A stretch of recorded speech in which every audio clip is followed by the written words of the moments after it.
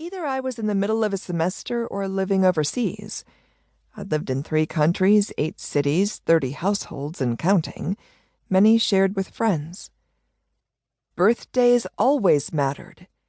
When any of my college buddies turned 21, we'd all dress up in our fanciest thrift shop gear and descend on an elegant restaurant, ordering dinners that cost us each a week's pay.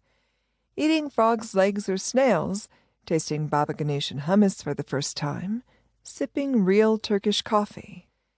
These friends were my adventurous kindred spirits, and I adored them. I lived in England for a year to hang out with a friend.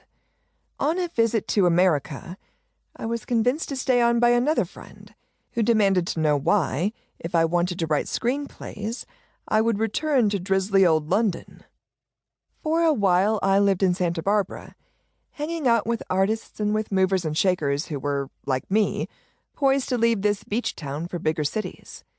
I still wanted to write movies, but I landed in Los Angeles in the middle of a writer's strike. Then, through many twists and turns and fateful meetings, I ended up as a producer for television for the Montel Williams Show in Los Angeles and in New York.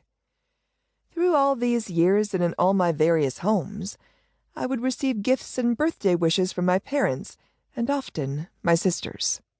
To keep me connected, Mom and Dad sent me photographs of my nephews' birthdays each year, beginning when they were little kids, wearing giggly smiles and pastel paper crowns, and continuing all the way into adulthood.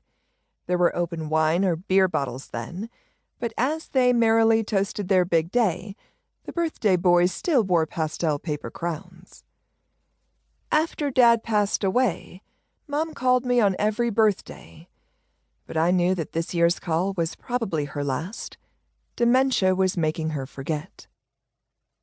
So, there I was, standing on the sidewalk, outside a trendy restaurant, watching cars roll back and forth along Melrose Avenue, and a traffic light turn from amber to red, wondering why this birthday left me feeling empty.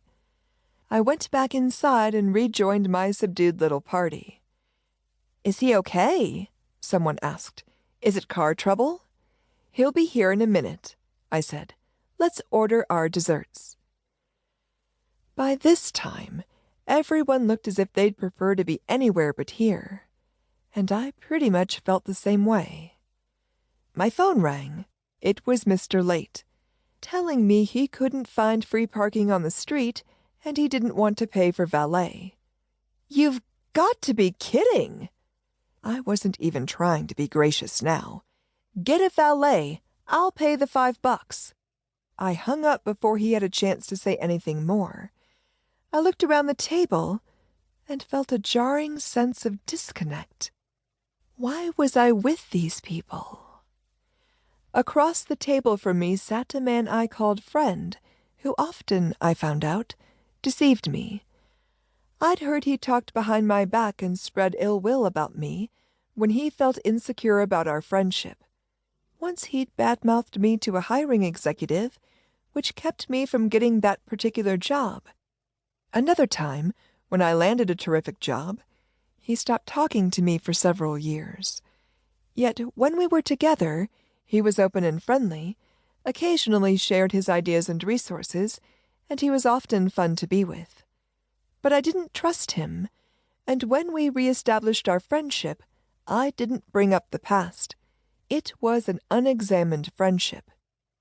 Sitting beside him was a woman who often canceled our dates at the last minute with some tired excuse. Once when I was in the middle of moving, she'd offered me a place to stay for the night. When I called to make arrangements, she didn't pick up or return my messages. That was painful, left as I was, sitting in my car with my luggage, and it was also unaccounted for. Another unexamined friendship. Many of the other guests were working with me on a current television project, and I knew that it was unlikely we'd stay in touch after this gig had wrapped. Just then Mr. Late rushed in, complaining that the parking sucked. This was not where I wanted to be. Sitting in a restaurant with these people, waiting an hour and a half for a guy whose dramas